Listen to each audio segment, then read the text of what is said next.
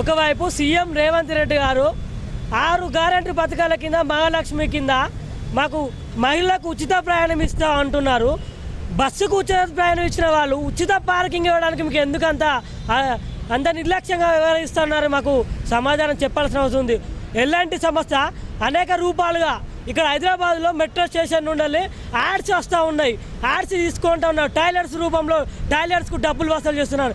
ఇవన్నీ ఎక్కడ పోతూ ఉన్నాయని మా యువజన సంఘానికి లెక్కలు కూడా మరి ముందుగా తీసుకురావాలని మా యువజన సంఘాన్ని మేము హెచ్చరిస్తూ ఉన్నాం. గత 10-15 రోజులుగా ప్రోగ్రెస్ యూత్ పీవైఎల్గా నాగోల్ మెట్రో స్టేషన్ వద్ద ఉన్నటువంటి పార్కింగ్ ప్లేస్లో ఉచిత పార్కింగ్ కొనసాగించాలని మేము విస్తృతంగా ప్రచారం చేస్తూ అనేక రూపాలుగా ప్రచారం చేశాము. కానీ ఈ ఎలాంటి సమస్య మాత్రం ఈ రోజుకు కూడా వాయిదా వేస్తామంటుంది తప్ప కానీ ఆ పేడ్ పార్కింగ్ రద్దు చేస్తామని కూడా చెప్పట్లేదు. ఇది ఎంత దౌర్భాగ్య పరిస్థితి అంటే ఒకవైపు ప్రయాణికులు వేలాదిగా ఒకవైపు చెప్తా ఉన్నా కూడా అర్థం చేసుకోలేని పరిస్థితి ఈ ఎలాంటి సమస్య ఈ ప్రభుత్వం చేస్తూ ఉంది.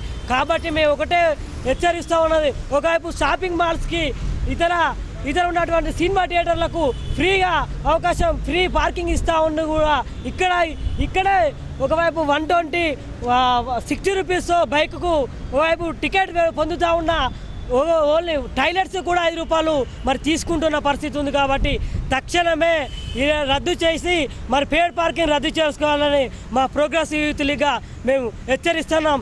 లేదు అనంటే హైదరాబాద్ నగర వ్యాప్తంగా ఉన్నటువంటి మెట్రో స్టేషన్లు మొత్తం కూడా ముట్టడికి సిద్ధంగా ఉన్నామని మా ప్రోగ్రెసివ్ యూత్ లీగ్గా మేము చెప్తా ఉన్నాం.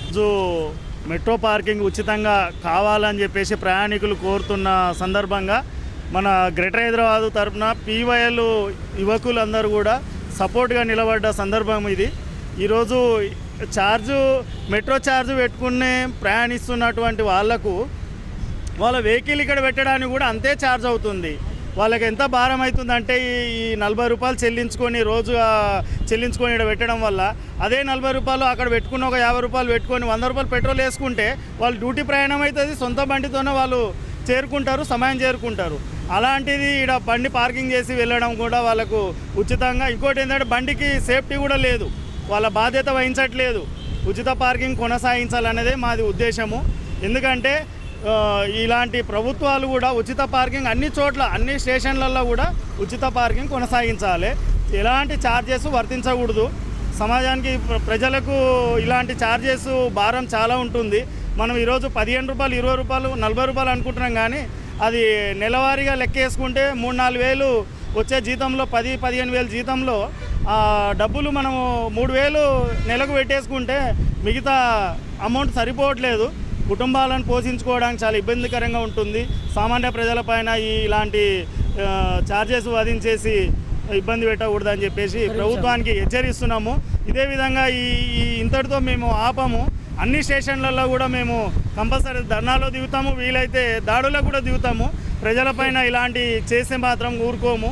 మా పీవైఎల్ యువకులు స్పందిస్తారని కోరుతున్నాం.